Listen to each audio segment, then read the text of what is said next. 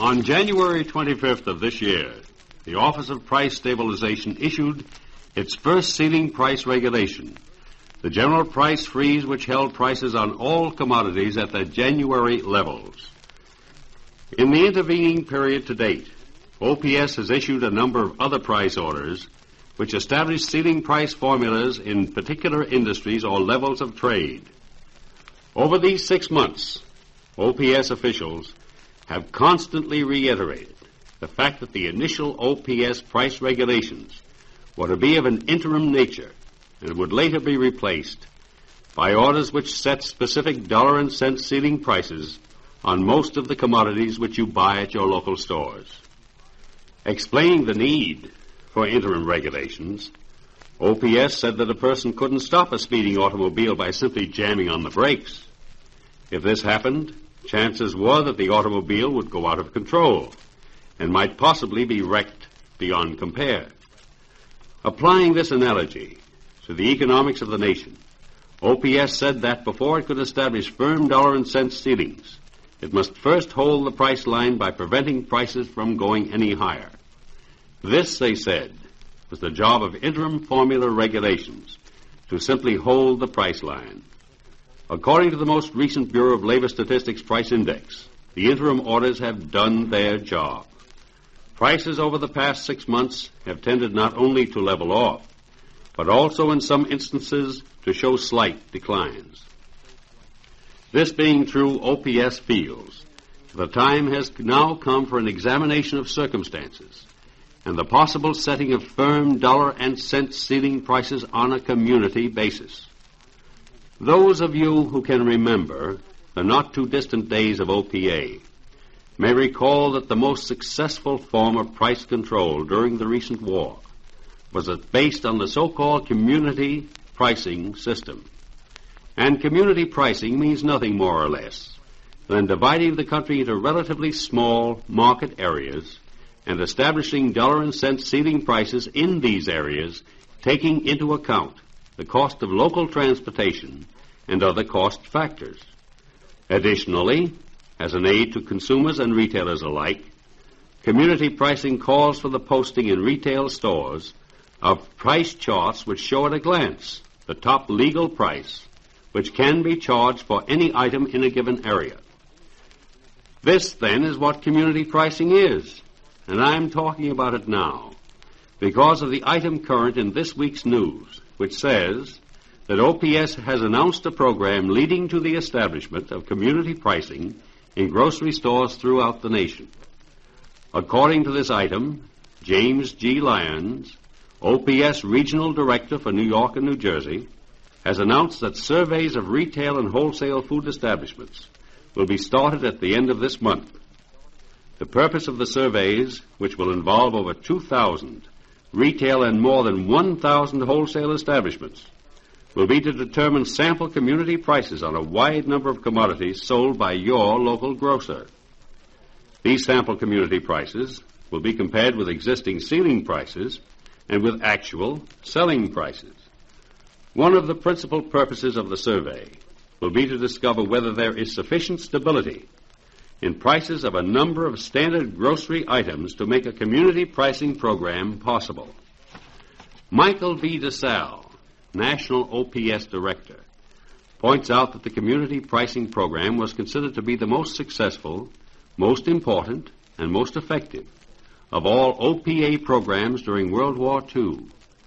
This program, he said, made available exact dollar and cent ceilings both to consumer and food retailers. The program had a lot to do in holding the line on wholesale and retail food prices from the time it was started in 1943 through the end of the price control program.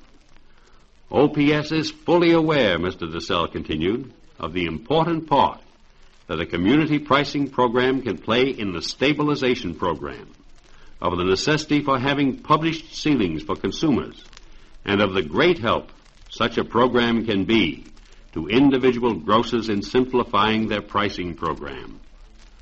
Thus far, the agency is prohibited by law from controlling below parity farm prices. It has not had sufficient assurance the prices have been stable enough to make the printing and posting of ceiling charts practicable. The process of preparing and printing a chart, Mr. DeSalle said, takes a certain minimum amount of time. Obviously, you can't do it successfully if prices change so rapidly that a chart is out of date almost from the moment it goes up in the stores. You've got to be sure of a reasonable degree of price stability before you can start. Therefore, before inaugurating a nationwide program as important as community food pricing, it is necessary that we obtain the specific information about food prices needed to assure the program's success. Well, that's what Mr. DeSalle has to say about community pricing, what it is, why we haven't had it to date, and what we all hope it can do when it goes into effect. When you consider the subject of inflation, you are contemplating something that finds its way into every home and household in the nation. No one escapes. For inflation, like the exhilaration that comes from any stimulant, always has a corresponding reaction. In a way, inflation is comparable to the experience of the person who goes on a week-long bender. He feels fine while it is in progress, but the next few days after he comes to his senses are not enviable ones. The Depression of 1929 and the years thereafter, which few of us will forget, were a sterling example of what is meant. In the years between 1921 and 1929, this nation experienced a great wave of pseudo-prosperity. Prices of all commodities went up and up. Money piled up in the stock market. Learned economists were forecasting that this could go on forever and ever. But the learned economists had overlooked one thing. The dollar, then as now, was the standard money of the world. Foreign countries were eager to get their hands on more and more dollars. So as prices mounted here, these foreign countries found it profitable to send their manufactured goods to the United States. Even in spite of the tariff walls that then existed, other nations could send us their textiles, their steel, even their foodstuffs, and gain higher returns, all of which cut down the market for our domestic products. The finishing touch, of course, came when our farms and our industrial enterprises became glutted with commodities and products for which they could find no markets. Moreover, because of our high prices, we could not export. South America, Europe, and China, which had been dependent on us for many things, found they could buy them cheaper elsewhere. So they did exactly that, with the result that in 1929 and for almost 10 years thereafter, we were faced with a surplus of foodstuffs and with an overplus of manufacturing facilities for which there was insufficient domestic demand and practically no market abroad.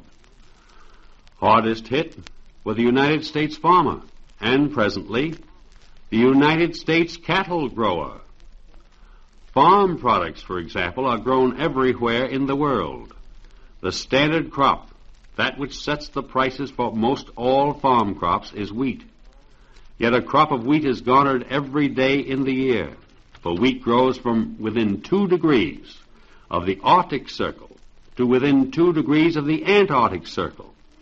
The major areas which provide most of the world's wheat are the United States, Canada, Australia, South America, India. There is, of course, another great center of wheat surplus, the Ukraine in Russia. But that part of the world is too busy nowadays meeting its own needs to have much of any exportable surplus. It was the farmer and the cattle grower of the United States whose difficulties led us into the devastating deflation of the 1930s.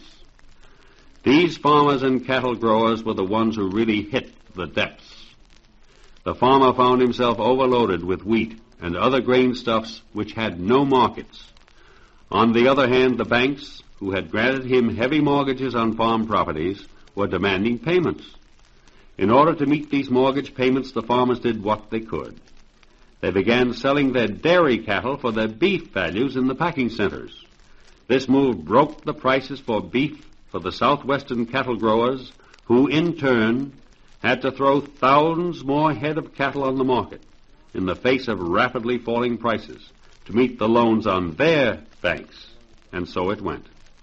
With the farmers and the cattle growers in distress, the railroads in that part of the nation lacked haulage.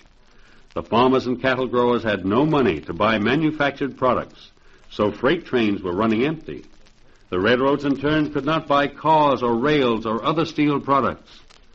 Well, you can easily see how the nation gradually and inevitably slid into a major depression. And you can see also that it was the impoverishment of the United States farmer that led the way downward.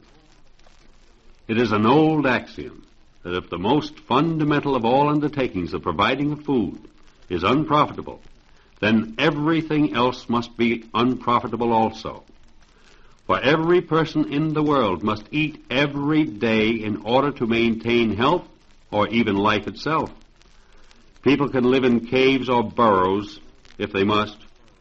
They can make clothing out of leaves, but they have to eat above all else.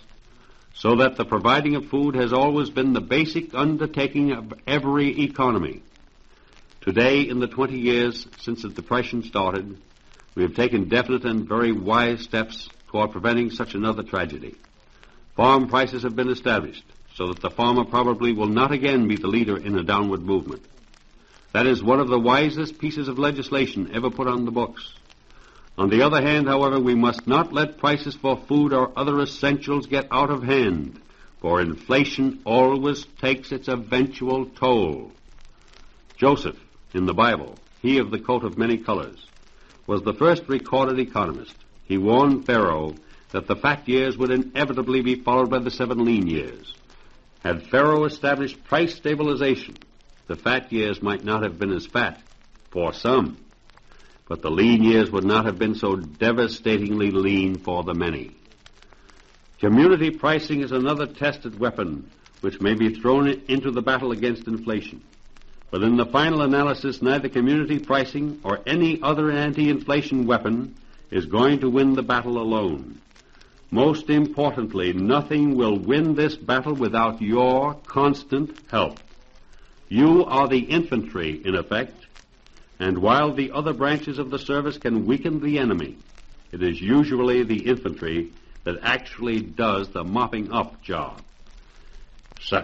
Several weeks ago, I told you how you can help. I told you that the method by which you could help was deceptively simple.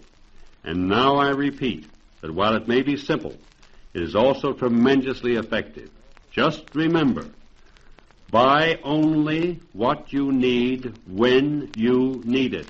And whatever you buy, whenever you buy wisely. Another way you can help fight inflation is by educating yourself and your neighbors as to what inflation really is and what its horrifying effects can be. The Office of Price Stabilization has district offices in Buffalo, Rochester, Syracuse, Albany, and New York in New York State, and in Trenton and Newark, New Jersey. All of these district OPS offices are staffed with friendly people whose job it is to help you. If you have any questions on OPS price control, policies, or questions on inflation, I, too, will be happy to help you find the answers.